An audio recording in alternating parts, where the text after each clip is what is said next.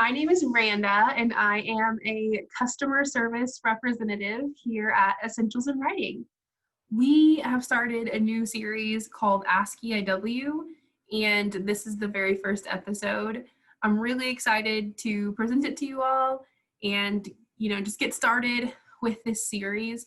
We're calling it Ask EIW because basically we want you all to ask us questions, and then within the series, we're going to answer them. So this first episode, because we didn't have any questions, obviously, to start with, we just started with the most obvious spot, and that's placement. So with this first episode, we're going to talk about placement. I'm going to talk about placement and try to hit the high points and cover the general approach to placement, and then give a couple scenarios that would be applicable to a homeschool family, whether it be that you're new to homeschool or you're a veteran homeschool parent or homeschool teacher or homeschool student.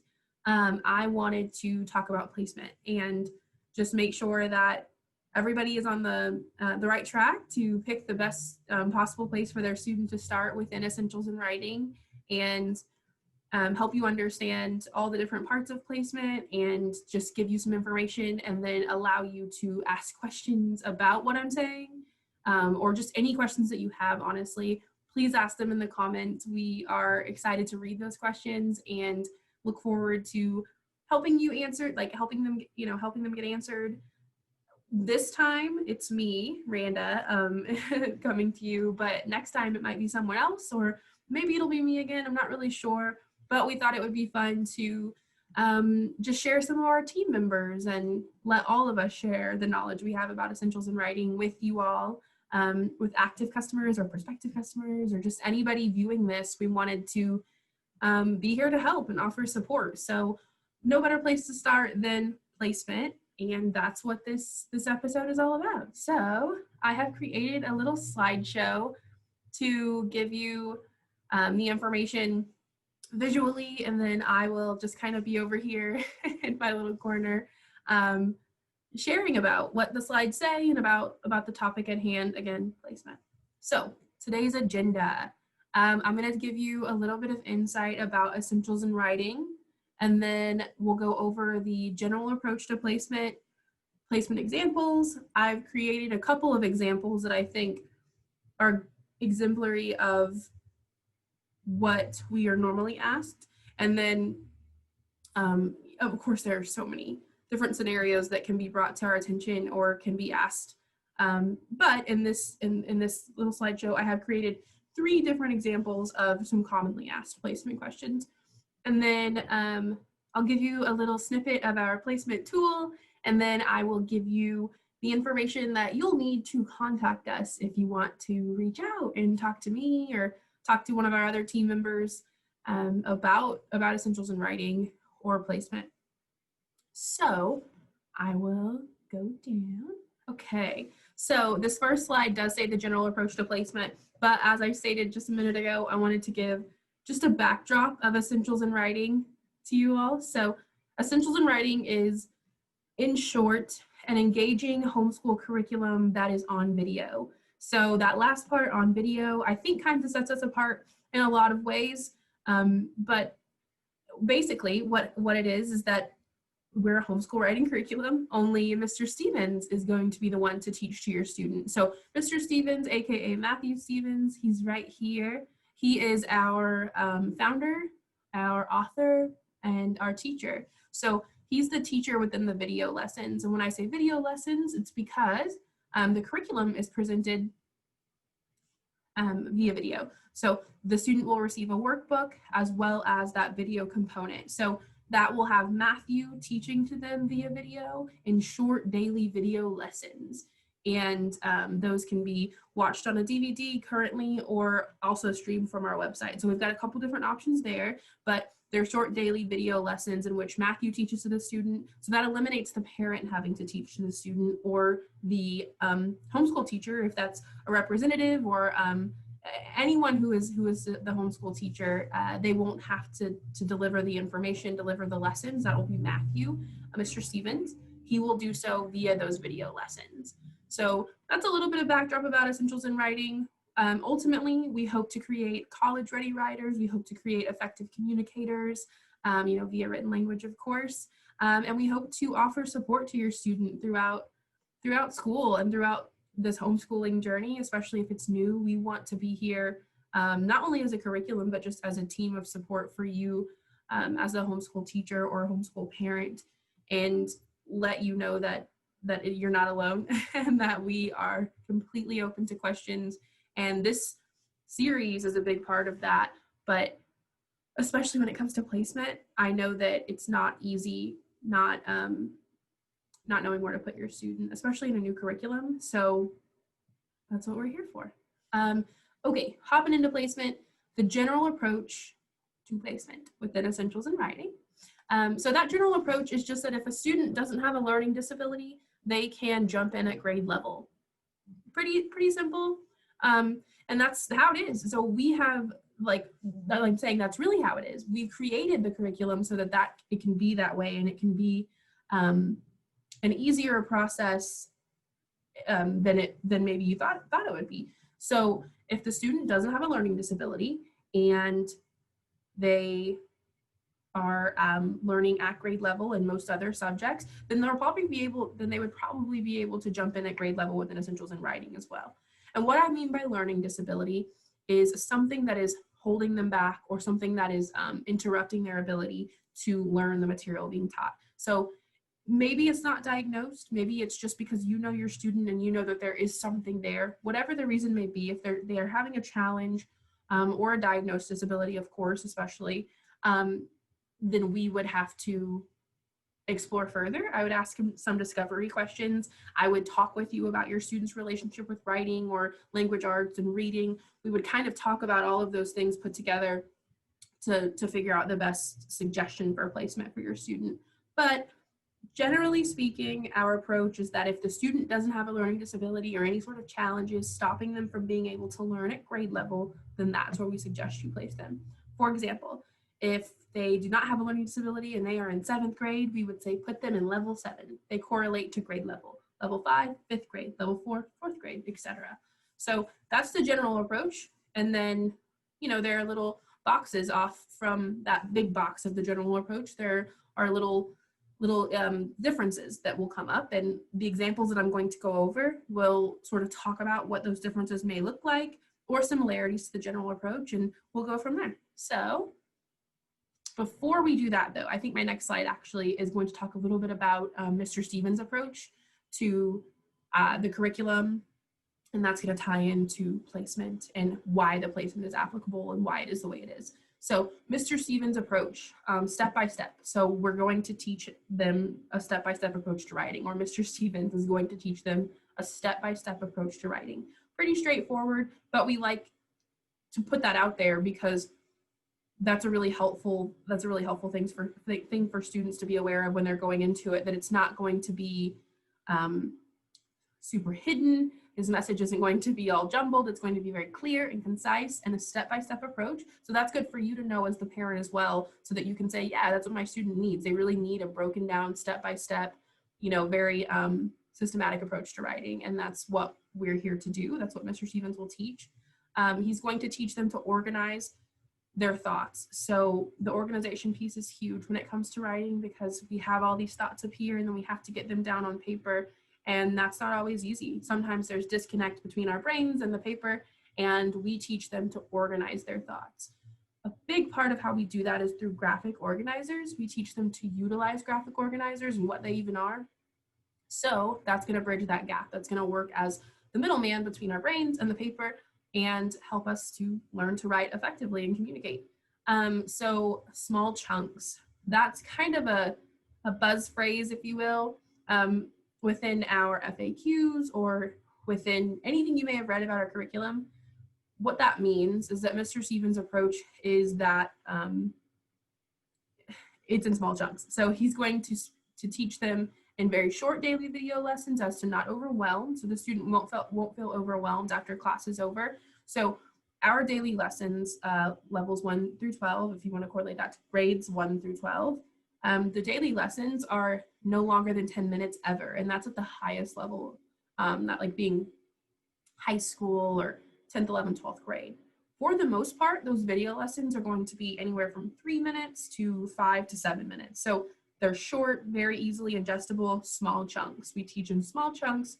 We don't overwhelm and model. Within those short video lessons, Mr. Stevens is modeling each and every step of the way. He's modeling what the workbook is asking the student to do, modeling the concept of the day. So very much there to support the student throughout learning to write, very much there to handhold, if you will, for lack of a better term, but he's there as a support system. And with that modeling and the step-by-step approach and the small chunks, all of that lends to Essentials in Writing being really helpful to all students, but especially students who may, or certainly students who may struggle with a learning disability. For example, when I say learning disability, I'm talking dyslexia or dysgraphia, dyscalculia. The student may have autism or ADHD or ADD. There are a ton of learning disabilities out there, learning challenges and differences amongst students, and we recognize that. Those are just to name a few. But this approach really helps in being able to, further those students, further their writing ability. So this is a little bit about the approach and sort of why placement is how it is, that general approach is how it is. So yeah, it's a super helpful slide there. Scenario 1. So I named it direct because I thought it was the most directly applicable to the general approach, which, to recap, the general approach to placement is just if the student doesn't have a learning disability, they could jump in at grade level. So with that being said, and me telling you that I thought this one was directly applicable to that or transferable, then we'll read it together and go from there. My student is 13 years old and has no learning disability. They could take writing or leave it. It's neither their best subject nor their worst. So this student is 13. I don't have a grade level, but I would venture to guess that they're probably in 7th grade or 8th grade. Let's say, for example's sake, the student is in 7th grade. No learning disability. They don't hate writing or love it. It's just something that they do because they've been asked to do it, probably. I think a lot of the parents I speak to might say that their students fall in this category, and that's okay. You don't have to love it or hate it. But so with this one, if they were in 7th grade, I would say place them in level 7. I think they would be best suited for level 7, and just like our general approach, that's where they would jump in and succeed. So this one's pretty straightforward. All right, scenario number 2. I titled it moderate for no other reason than I thought it was pretty close to the general approach, pretty transferable with maybe just a little bit of difference and might require just a little bit more digging than that first scenario. So my student is 8 years old. They don't have a diagnosed learning disability, but they hate to write. It's like pulling teeth. They can come up with sentences, but getting them on paper is a chore. Please help. Okay, so again, this student is 8 years old, but I don't have a grade level. So for example's sake, let's say the student is in 3rd grade. A 3rd grader, 8 years old, no learning disability, but writing is their least favorite. So with that being said, then I would probably offer a couple suggestions. First, I would say, based on the general approach, you wouldn't necessarily have to level down, right? You wouldn't have to. Just if we're going off of that approach alone, you wouldn't have to, but level 3 might pose as a challenge. So then I would ask certain questions, like discovery questions. I would ask, could the student write 5 sentences? Can they write a paragraph? Do they know what a paragraph is? And if not, I would go from there. Now, if you told me they can't even write 1 sentence, much less 5, I mean, maybe they could if they if I really, pulled teeth, but it is an absolute chore to do, then I would say, okay, how about we consider leveling down, right? How about we consider going down 1 to level 2? So dropping down from level 3, aka 3rd grade, to level 2. That way, the student gets that review. We always are going to review. With each level that we step up, we always review previously taught concepts, we expound upon them, and then we teach the new material. So going back down to level 2 is going to get them even more review than they would have gotten level 3 of concepts they did last year. And maybe at that time it would click. And then with that, not feeling as challenged or as pressured, they could find some success and then build confidence and then maybe lessen reluctance. So that's something I might tell you if you presented this scenario to me is, hey, let's maybe look at leveling down. And then I would go from there. I would ask about your student's relationship with writing and ask about your opinion of that. What are you thinking? Do you think that's appropriate? And especially when we're on the fence about levels, I would always really urge the parents to take a look, or the homeschool teacher to take a look at the try before you buy option. So the try before you buy is a free trial that you can access for 7 days, up to 7 days, of up to 4 different levels.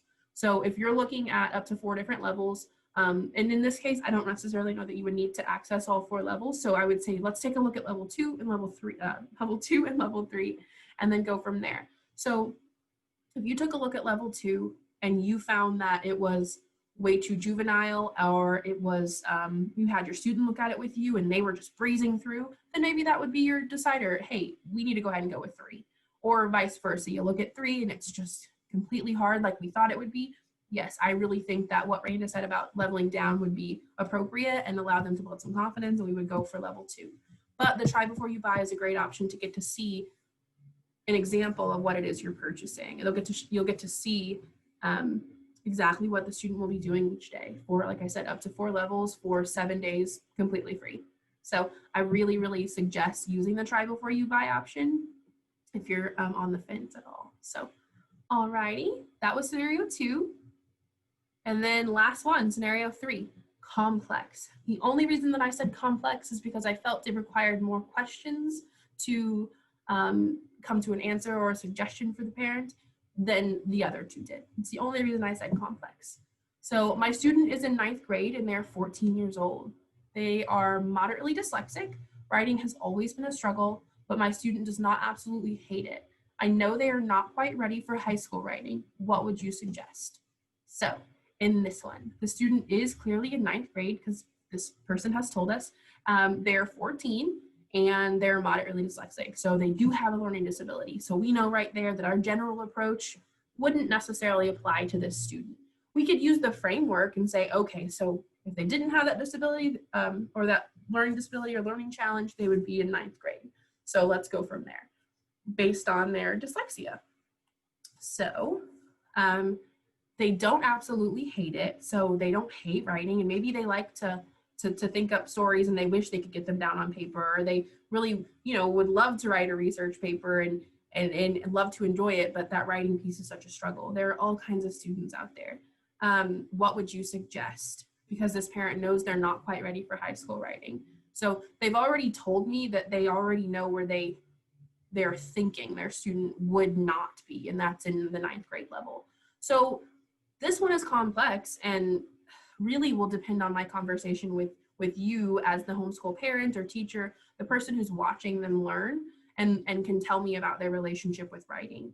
I would ask you, first of all, I would probably ask this question, and I've probably asked a lot of you this question if we've ever talked, but I would give a scenario and I would say, hey, if you were to go on a family vacation and then come home and ask your student to write you a paragraph or 5 sentences about that vacation, could they do it?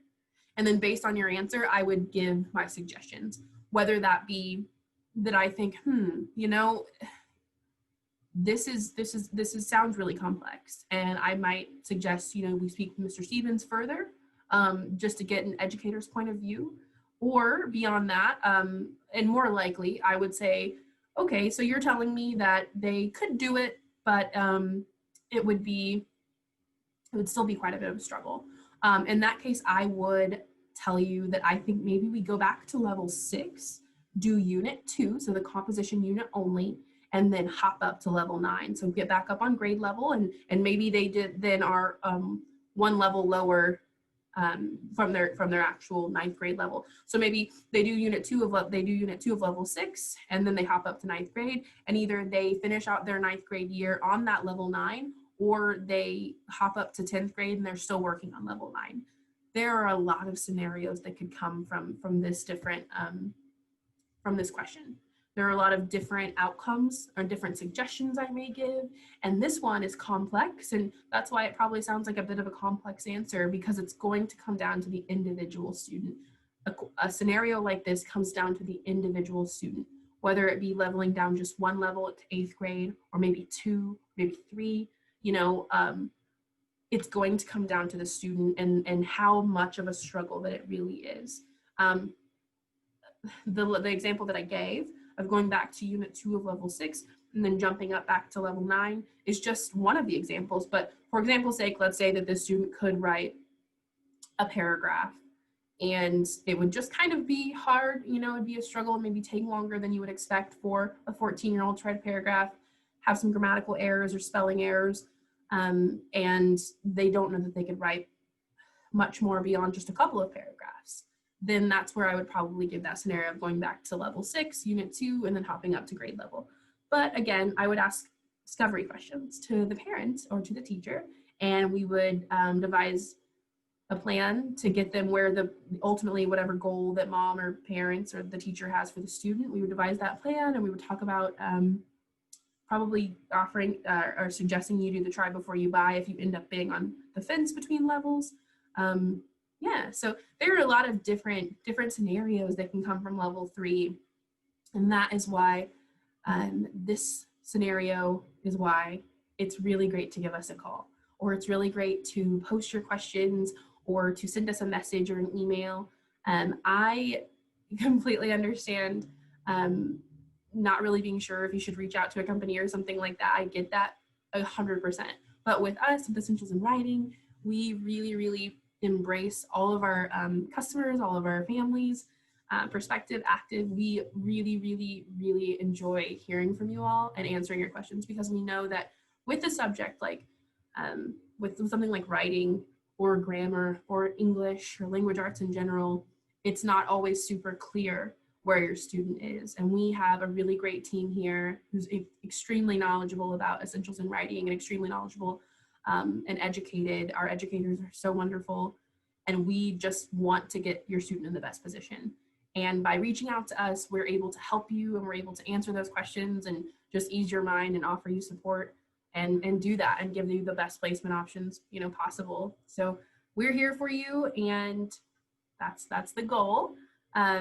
Placement. This is just a quick little snippet of our placement tool. So on our website, essentialsinwriting.com, it's right here. You'll see these taglines at the top, and the second one over is placement. It'll take you to the placement tool that I've referenced throughout. That is just a series of questions that's going to give you a suggested placement level. So it may give you 1 to 2, it may give you 1, or it may tell you to call us. So if it tells you to call, then you would just be calling and speaking to me or one of our other representatives here, and then we would get you in the best possible position to get started. So we would get you a placement suggestion. Either way, though, if this tells you to call or it doesn't, if you're not comfortable or you're not sure and you don't really want to take the chance, give us a call anyways. Always set up an appointment, or just give us a call at our contact info, which I'll give you on the next slide, or send us an email or just a direct message on Facebook or anything, Instagram, and just let us know, like, hey, I took your placement tool, but I'm still kind of not sure. And with that being said, we will just go from wherever it is that you're not sure about. We'll start from there and ask you some questions and just talk about your student or students and get you going. Oh, okay. This last slide is, do you have any questions? So if you have any questions at all about what I've talked about today, then please ask them in the comments below the video, or send us an email or give me a call, and we will get them answered. And then also, if you have any questions for the future episodes of Ask EIW, then that would be really awesome too, because we want to just keep this series going and keep putting ourselves out here, putting our faces out here, so you can meet the team as well as get your questions answered, and make sure that you understand we're always here to support you along the way, and answer not only Essentials in Writing questions, but just homeschooling questions in general, and just offer support that way as well. I did want to point out, if you want to pause the video, we have our email address right here. It's info@essentialsinwriting.com. And then we've got our phone number. It's 417-256-4191. Our website is here, essentialsinwriting.com. And then this is Mr. Stevens right there down by the website if you're wanting to see the teacher of the lesson. So that's who's going to teach the students throughout the entire curriculum, both literature and writing, grades 1 through 12. Do you have any questions? Oh, yeah, I already asked you that. But I did want to leave you with this as well. It says, ultimately, placement is your decision to make as their homeschool teacher slash parent. You know your student best. So we are always going to bear in mind that you are their parent and you are, or you are their teacher, and you know their relationship with writing and you know the best place for your student. We're just here to offer support and our information about essentials in writing because we know it really well, and we want to be able to work together to put your student in the best position to find benefits from the program and to become a better writer. So that's all we're here for, is just to offer support to what you already know of your student, and to give you our advice. So that is ultimately always going to be your decision. So we know that you have their best interest in mind, and that's all we have in mind as well. So I look forward to your questions and your comments and your future emails or phone calls. And again, my name is Randa, and it's been really fun. So I appreciate you guys watching. Thank you.